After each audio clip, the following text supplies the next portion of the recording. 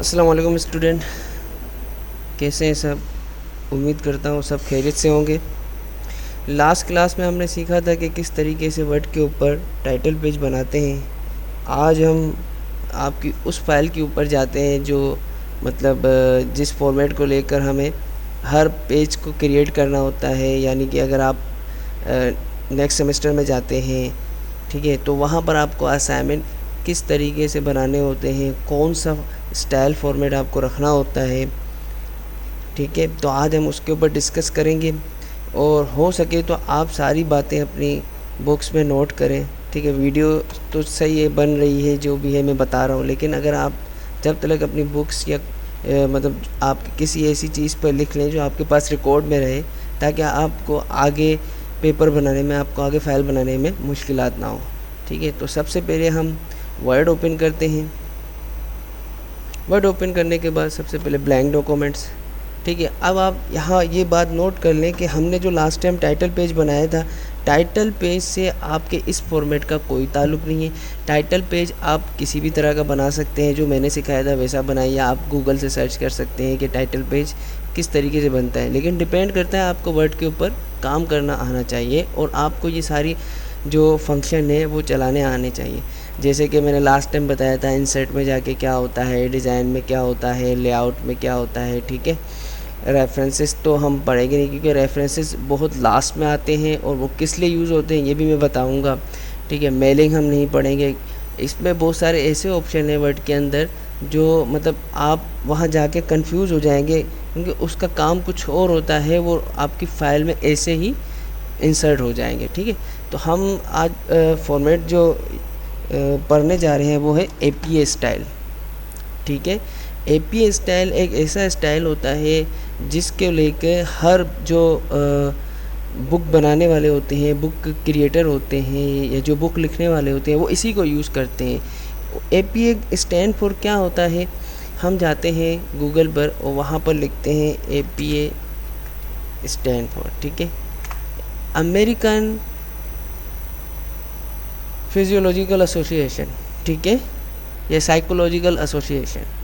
अब ये word nursing का है तो मैं थोड़ा डिस्टर्ब हो रहा हूँ, लेकिन साइकोलॉजिकल एसोसिएशन, अच्छा, ये एक ऑर्गेनाइजेशन थी जिसने APA स्टाइल जनरेट किया था, ठीक है। APA स्टाइल में कुछ फंक्शन होते हैं जो आपको मद्देनज़र रखकर अपना पेज क्रिएट करना होता है। जैसे कि इसके अंदर जो फ़ॉन्ट का स्टाइल होता है वो कौन सा होता है, ठीक है। तो मैं स्टार्ट करता हूँ APA स्टाइल की फॉर्मेटिंग, ठीक है।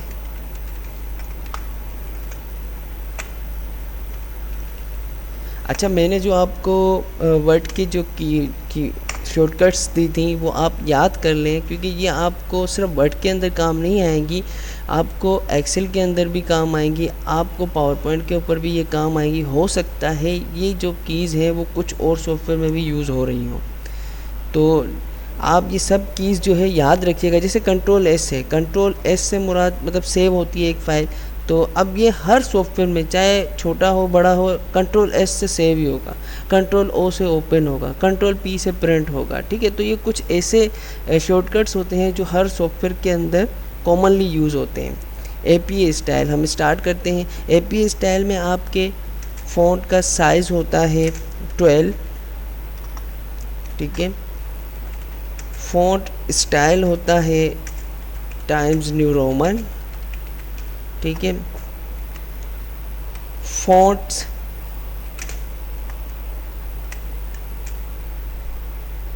का कलर आप कुछ भी रख सकते हैं, ठीक है, डिपेंड करता है आपकी फ़ाइल किस तरह की है। अब हो सकता है कुछ स्टूडेंट ऐसे हों जिनको मतलब कलरिंग वाली फ़ाइल अच्छी लगती हो, लेकिन जब आप प्रिंट करने के लिए जाते हैं और वहाँ पर ब्लैक एंड वाइट प्रिंटर पड़ा हुआ होता है, तो वो आपकी फ़ाइल को थोड़ा सा मतलब ओपेसिटी वगैरह कम कर देते हैं। तो ज़्यादा डिपेंड करता है कि आप ब्लैक एंड वाइट पर ही काम करें। हाँ, अगर आपको किसी को PDF सेंड करनी है तो वहाँ पर आप कलर यूज़ कर सकते हैं, क्योंकि PDF एक मतलब एक अट्रैक्टिव फ़ाइल होती है। अगर वो कितना भी बंदा सामने वाला जूम कर ले तो वो पिक्सेलेटेड नहीं होती है। तो अगर आप एक PDF की फ़ाइल क्रिएट कर रहे हैं तो PDF की फ़ाइल के लिए आप अपने फ़ॉन्ट्स के कलर, बैकग्राउंड के अंदर स्टाइल, बैकग्राउंड के अंदर लोगो वगैरह कलरिंग में लगा सकते हैं। अच्छा इसके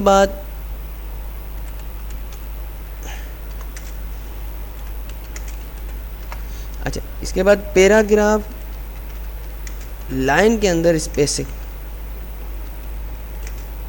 2.0।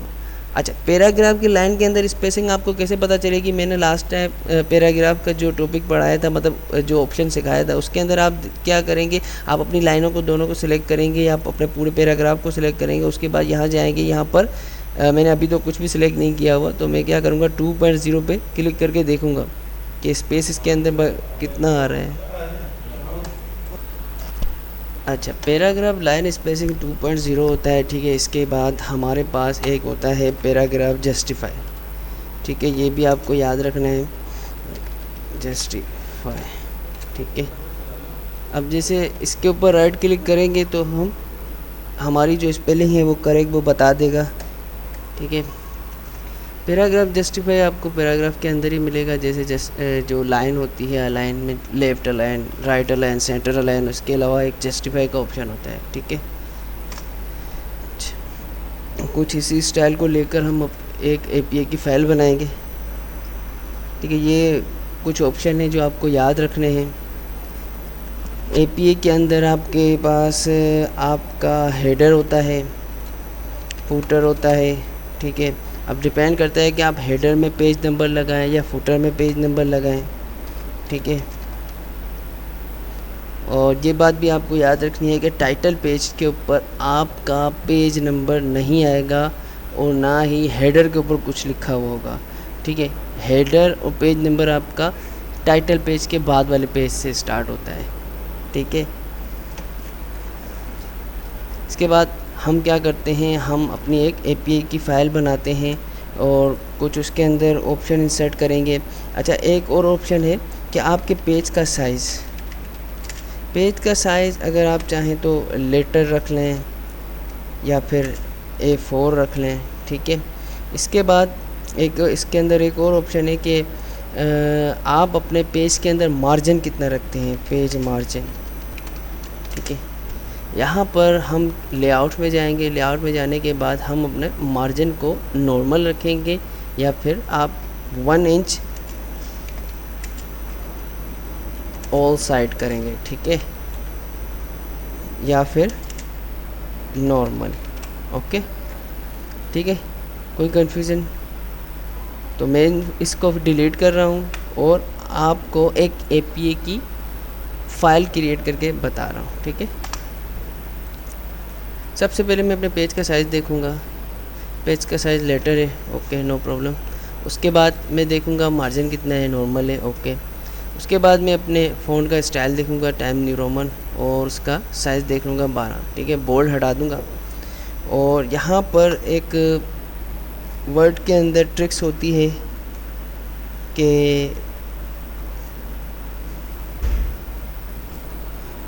एपीआई स्टाइल किस तरीके से क्रिएट करते हैं। मेरे पास एक कोड है, मैं पैराग्राफ लिखकर अपना टाइम और आपका टाइम वेस्ट नहीं करूँगा।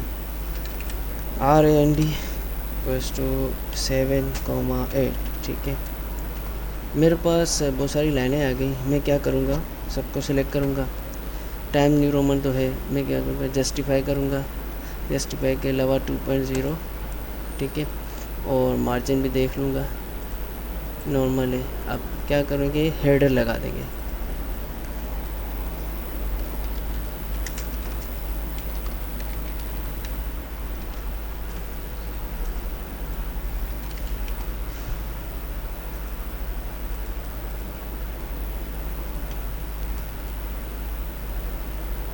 अच्छा हेडर लगाने से पहले सबसे पहले ये आपको बात याद रखनी है कि आप अगर फुटर के अंदर नंबर लगा रहे हैं तो फिर फुटर में आप इंसर्ट में जाके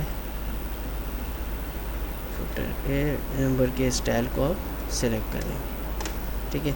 अब मुझे नेक्स्ट पेज पर कोई मतलब इंसर्टिंग करने की ज़रूरत नहीं, ऑटोमेटिकली पेज नंबर आते जाएंगे और आपका जो हेडर है वो भी ऑटोमेटिकली एडजस्ट होता हुआ नज़र आ जाएगा, ठीक है।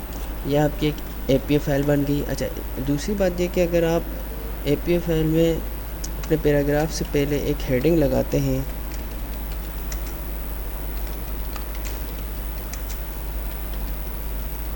ठीक है, हेडिंग लगाते हैं तो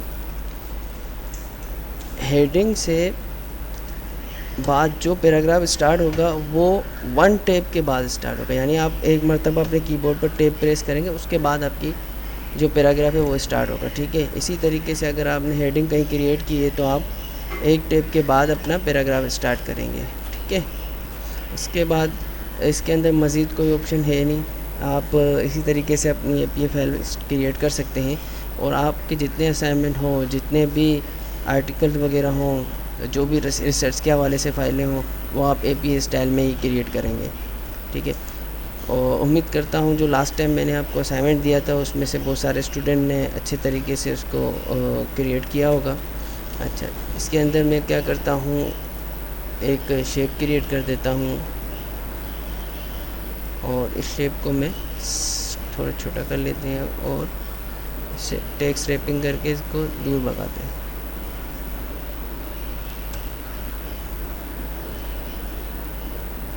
ठीक है, इसी तरीके से एक पैराग्राफ के अंदर ये रखा है तो दूसरे में कोई और शेप रख लेते हैं।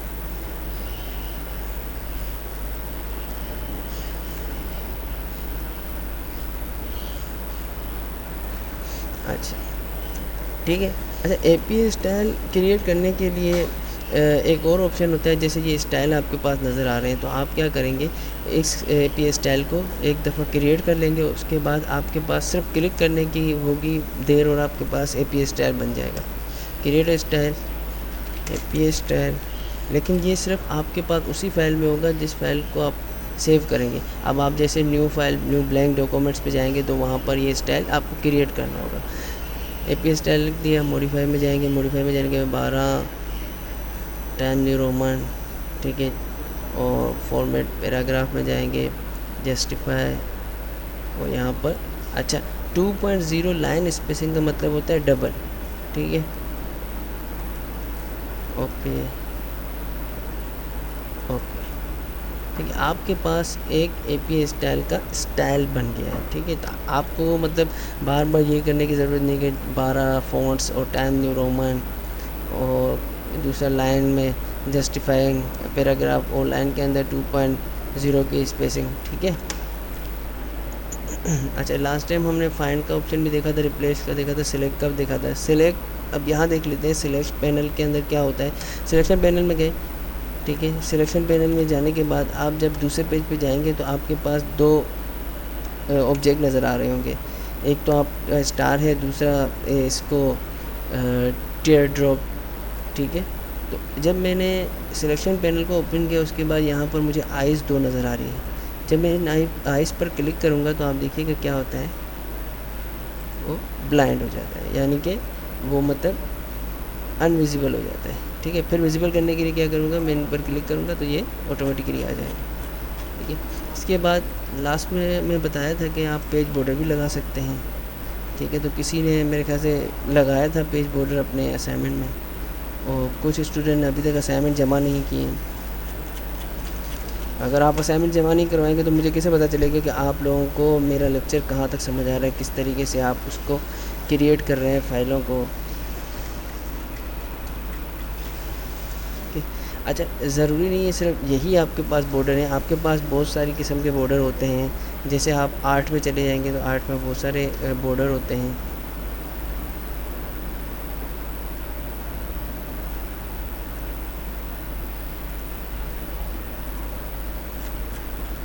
मतलब जो आपको बॉर्डर वहाँ अवेलेबल होंगे वो आप बॉर्डर लगा सकते हैं।